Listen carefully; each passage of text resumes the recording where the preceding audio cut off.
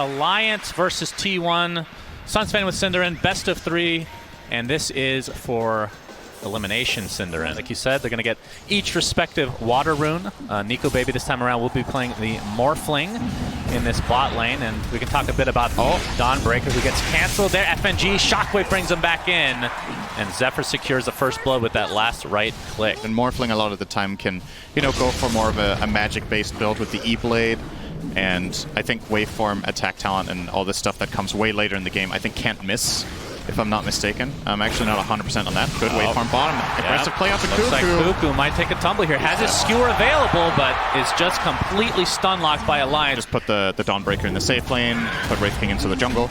But this way you might get... You're definitely going to get more gold on Wraith King if you let him take the lane and the big camp. But S4 making sure that is not the case here.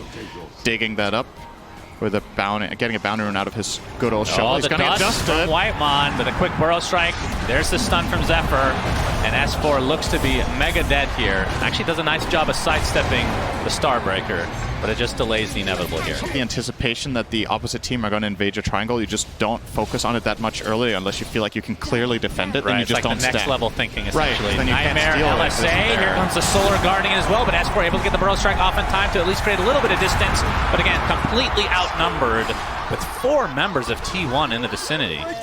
Could very easily burst anyone they find, except Wraith King, who can, of course, put a point in the ultimate. They will find Carl. That would be a very big pick. Yeah, this would be a huge one. It looks like it's going to be an easy one on top of that. FNG gets his first finger stack of the game. Now some pressure being applied to this Tier 1 mid in favor of Alliance. Great move here. They do that in connection with the siege creep being alive mid, and FNG is going to tank this at least for a bit. Okay, Mortimer kisses. Searing chains with the Mortimer's kisses. Look, it's from super long range. Great anticipation as well. Alliance. Very, the Tier 1 nice as well. Alliance, yeah, getting the mid tower out of that. Alliance, what do they have coming up? So Morph is going to get the Scotty. Skewer back from Cuckoo. Oh, he's dead. Continue your thought, please. It looks like T1 will finally get this Tier 1 bot. And Nico Baby. LSA is going to connect. There's the Fiend's Grip from afar as well. Laguna Blade finishes off Nico Baby. Hanskin trying to take out the tower, but it's very healthy. For lack of a better word, that seemed a bit naive, almost. Your team fight is available. So... And we're going to have a smoke from Alliance. We'll see if they find a kill here. Sleight of Fist is going to dodge some spells from Carl. Oh my 23 God. Savage jumps in, and it's going to be a very quick kill on the Hanskin. In the meantime, Epicenter goes up, but there's the RP to counter it. And T1 taking 3 kills for themselves and taking basically no damage in this engagement. Yeah, 23 Savage almost one-shot a Snapfire with Medallion. Double damage as well. They even find Nico Nightmare. Baby. Does get off the attribute shift, though. Wow. Yeah, double damage still there for 23 Savage. Haven't really been able to find much momentum from Limp on the Emperor Spirit. It's going on quite the walk. Yep, LSA, Carl trying to find some more. TPs from Alliance are coming in, but the double burrow strike S4. BKB popped by Carl, though, and FNG is just going to go down to the right clicks. Nico Baby trying to find some sort of collateral kill here. Whitemon's just going to Nightmare him, and 23 Savage in the vicinity, completely surrounded as Nico Baby. And 4 dead for Alliance, although technically Ember died quite a while before that. Hanskin, the last remaining member for now, attempting to TP. Will be fine. Gabe Newell's favorite hero used to be Sand King, as we've talked about before. That is true. That's the 6%. He moved on from it, right? Oh, okay. 23 Savage. Yep, easy kill for him again. They will find All right, that Carl, is a big kill for Alliance onto Carl. That's exactly what they need here. Unfortunately for them, 23 Savage still applying pressure to the Tier 2 mid. Yeah, it's gone. And it's just going to go down. Aegis hasn't even been claimed yet. Oh wait. Yeah, it has. This item on Wraith King is so good. Into the threshold where it starts mattering really quickly. Crazy good. Okay, trivia. Huskar. Trivia. Huskar's the answer. Trivia after this fight. All right, we got... That's not much of a fight. FNG's dead. Nico Baby waveforming to safety. 23 Savage and company not going to pursue any further. You sure Whitemon, okay, he gets a Fiend's Grip off. This will be another big kill for T1. Nope, Starbreaker not able to connect. He's going to be able to remnant it away for now. S4 taking so much damage will just be brought down to the right clicks alone. Whitemon finally dies. Such a pesky Bane Elemental. So it depends on the level of play, of course, but yeah, sometimes you just got to take the risk even if the odds aren't good. Carl will be spotted up by S4. Well, who found who, actually? Yeah, that's a good question. FNG jumps in. Comes a Solar Guardian, though. And just like that, T1 is here in numbers. FNG sacrificing himself to the gods here as S4 gets horn tossed and likely will be brought down next. So 2 quick kills for T1. And Alliance attempting to get out of dodge, but Hanskin going to get spotted out. 23 Savage. Yeah. 23 Savage will get his Elven Tunic. Yeah, and completed What is AC. the passive of Elven Tunic? I don't look at... It doesn't have one. It was a trick question. Well, technically it does have a passive. It has 3 passives, yeah. but no name. No names. Yeah. All right. Understood. Dewarding here. 23. Oh my God! Woo! Holy jeez! Gaben Lord Almighty. Literal one-shot. FNG. That hurt me. You know, you're used to expecting this out of a PA in this stage of the game, but Wraith King essentially right now, that is the Wraith King version of one dagger and I'm die. Yeah. No mistake there. Playing the sad trombone is very appropriate there. Yeah, oh, we got the horn toss with the skewer into the RP. S4 is going to be the first to fall in all likelihood. Nico Baby staying alive at half. We'll get up to safety. So just 1 kill with that RP, but Carl Pasta BKB gets the LSA with a buyback onto S4 now. Starbreaker connect. Here comes a Solar Guardian as well. Nico Baby, very tanky right now with that Lincoln Sphere. Nice Burrow Strike Epicenter combination from S4. Zephyr trying to get to safety with that hammer, but it's not going to happen. So the 1-for-1 with the buyback. Carl and company. Looks like they're going to lose the Dawn Break at the very least. S4 continuing to be a pest here with these Burrow Strikes. Gets 1 kill. Looks like Wraith King is next. That's after the reincarnation, so T1 have to back off. Double Burrow Strike combination play. Yep. You need to be careful. He's taking so much damage from Carl. He is, but looks like he's fine for now. He's limp, creating a lot of space here, but the Laguna Blade, S4, a little bit too far this time. Yeah, and he doesn't have buyback, and T1 obviously know this. They just bought back in the enemy base, so this does open up a potential push-down mid-play for them. And that actually is pretty big because Morphling can't turn into Saint Carl now. found Limp with the Blink Stun. The Centaur Stomp not going to be there in time. Limp, BKB attempting to TP, but the RP cancel. Down he goes. Does have buyback, though. Snapfire could be good later in the game. I don't even know. Do the talents even... Does that work through talents once you get the little shredder thing? As this Rax is going to be a complete freebie for T1. So fast. Like, Lina is just an absolute artillery. That's not really the right word. Machine gun was what I was looking for. Going straight in for the SyndereN, your favorite. Carl, Laguna Blade, down goes Snapfire. They're trying to preserve the buyback. Nope, not anymore. That's 2 right off the bat here. And you can see S4 will be back in 10 seconds, but it's going to be 2 full sets of racks for T1. Might be an opening pretty soon. Is 31K net worth lead for T1. And definitely playing a little bit disciplined. Cuckoo. Horn toss. Yep, horn toss is there, and S4 is dead. 60 seconds on the deck. That skewer range no talent buyback. Is so absurd. Like, you're expecting that skewer to stop any second now, and it just keeps going. Yeah. I mean, this feels like, I mean, you talk about Elder Titan. I feel like Magnus feels like the hero of the tournament right now. In a lot of ways. He is doing very well. Getting through a lot. As you see the overwhelming blink come in. We didn't even catch that on camera, but a lot of damage being done by T1. And it looks like the Fiend's grip is there as GG's will come out for game 1. This was a shellacking, SyndereN. Yeah. T1 up 1-0. As no need to sugarcoat it, really. That was just... That was not even close. Okay. That was just not even close. Talked about yet, but 23 Savage playing the Slark against a Tidehunter, which historically is pretty good for Slark in terms of the mid to late game once you get past the laning stage. Because you have just this fat tanky hero that you can just get stacks off of. Yeah. As Cuckoo. Now it looks like FNG is going to take a tumble here. So First Blood goes the way of T1 with the Enchant Totem. And actually the thing I had to hold that thought. Double Impale coming out from Whitemon again. S4 gets hexed, and there's the pounce. It does connect. Popping the wand, keeping alive a little bit longer, but 23 Savage. So they're able to potentially find a kill there. FNG, obviously one of the slowest heroes in the game, is Nico Baby. Not a whole lot of mana to speak of. A nice fissure. Nico Baby forced to go up top. Enchant Totem is there, but don't think they'll get the kill. But he's going to take heavy, heavy damage as a result of this. In fact, Zephyr might be the one in trouble. Okay. They're just going to turn it around. So Alliance getting their first kill of the game. I think Carl's net worth has to be up by a few hundred. 800, or 700, pardon me. Yeah, Limp trying to get some retribution here onto Carl. Oh, he does get the stun. Yeah, Carl needs to back up despite Whitemon being here. Well, never mind, Zephyr's on the high ground as well. It's a 3v1. Oh, if Limp dies here, this is he gets hexed as well. T1 looking for another kill on the mid laner for Alliance. Okay. Oh, he gets off. Oh, he's going to Mitigate a little bit of damage there, turning it around. Gets 2 kills before dying. At least gets something out of it this time, SyndereN. Talk about value resonant pulse. They thought they had the kill from Limp to get something out of that. Because that looked like he was just completely doomed. Bottom lane, Absolutely. 23 Savage and Whitemon connecting on S4. He's playing on the edge here. S4.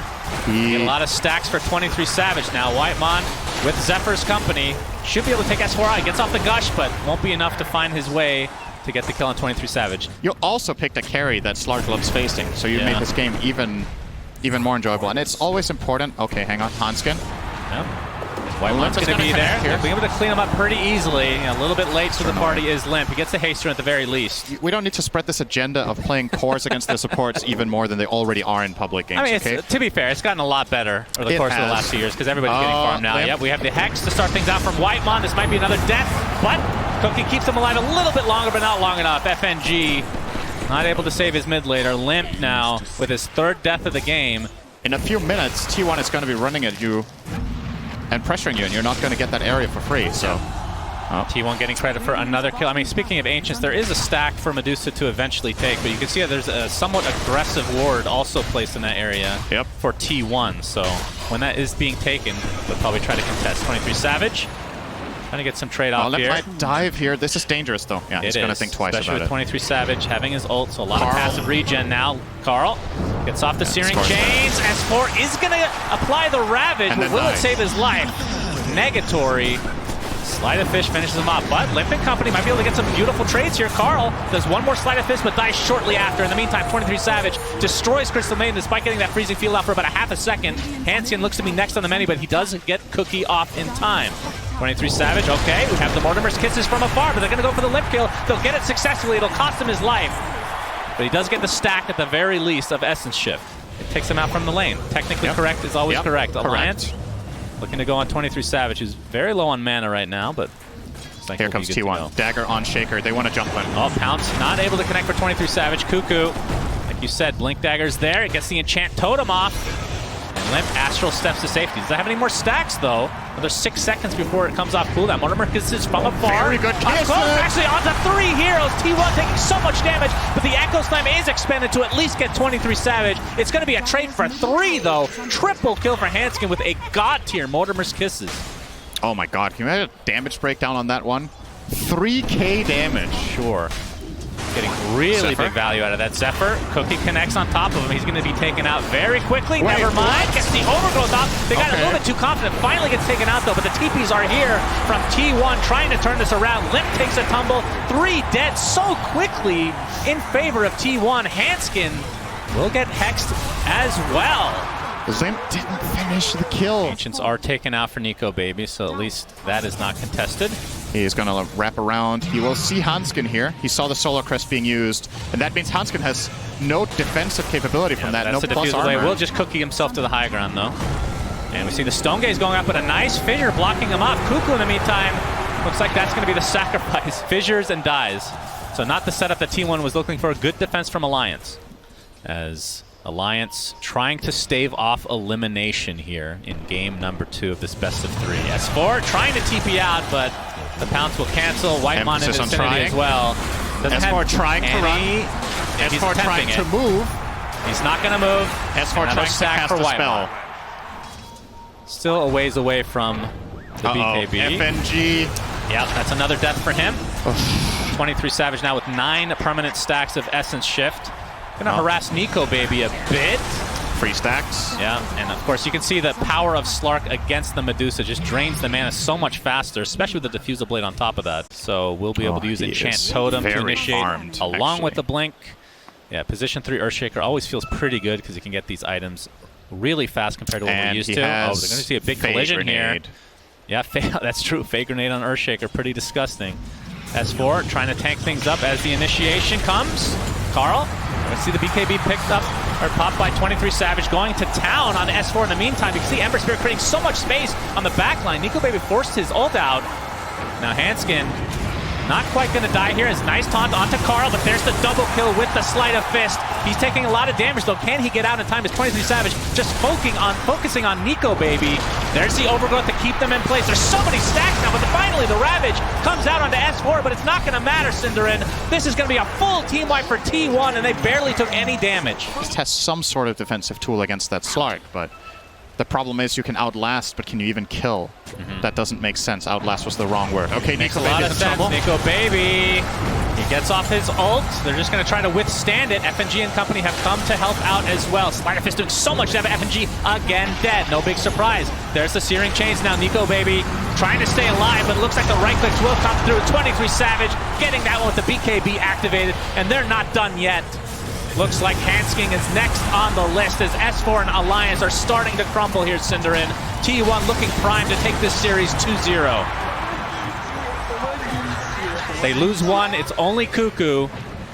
6 for 1. Again, this is hindsight, but burst damage against Slark would be very nice in this scenario. Oh, here we go. Jump in from Carl. Looks like FNG is just going to die. No, actually lives with barely any HP, and then finally gets taken out first as Carl will go back to safety. 23savage on the back line now, trying to target Limp. You see the fissure come out as well. BKB dodging the Ravage as a result. Limp is going to stay alive though. Mortimer skits this from afar. Cuckoo taking the brunt of the damage here. Looks like he's going to drop the first to fall for T1, but 23savage looks perfectly healthy for now. Pops his ult. He still gets has one Aegis kill. too. Nico Baby very low on mana, which means he is very susceptible to die here, SyndereN. 23savage resetting, going back in, buyback. You see the mana drain coming from Whitemon as well. Nico Baby pops the wand, but to little avail. Zephyr does get off his ult, but the finger of death taking Nico Baby out in spades. No buyback for him. You see a nice freezing field come out, but it's going to result in the kill of Carl. In the meantime, beautiful impale onto 2. S4 on the run, trying to get back into this base. Is 23savage not scared of anything because that Aegis is still intact. That was maybe a little bit too cute there from Savage, but he's obviously able to reset out of here. Well, I mean, they do have good team fight, to be fair, but the problem is really it's Ember Spirit on the back line just killing supports. This is definitely doable, and what it's going to come down to is ideally that T1 go on Nico Baby, and you get to play your other heroes effectively, right? One of the big differences in that fight, like you pointed out, was that there was actually decent freezing field for once, and it makes a huge difference. That's what ended up killing Carl. He wasn't expecting that burst of damage coming in from the tree line, so if you do set it up here for Alliance, it could work. Okay, instantly breaking the smoke. Yeah, Shadow Blading up. Nice. Got the ensnare coming out as well. BKB, there's the Echo Slam onto 2. Limp already dead in this engagement. 2 dead for Alliance to start this fight out. Nico Baby getting mana drain for a little bit of time here. It's 23savage. Now just focusing on Nico Baby along with Cuckoo, getting the stuns out. We'll see how that status resist works from this time. But the mana drain from that Diffusal and the Essention stacks are just getting out of control for T1. They only lose their support Lion and get 4 kills as the trade. This will be a full set of mid-racks in all likelihood for T1. S4 going to give some free stacks to 23savage. And T1 going to bide their time here, SyndereN.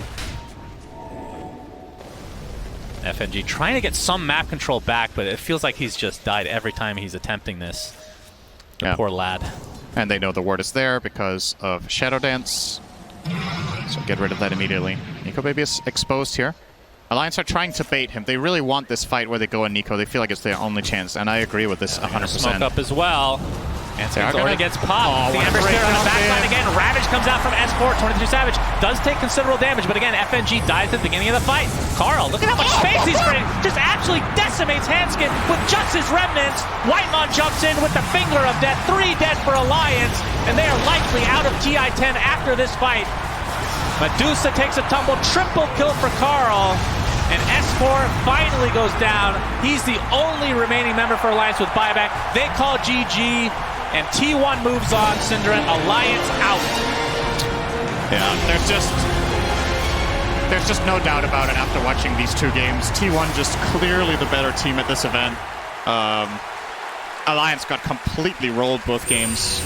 There were some glimmers of hope. Again, similarly to game number 1, there's like that one fight around the 10-minute mark. This game, it's the Snapfire triple kill bottom.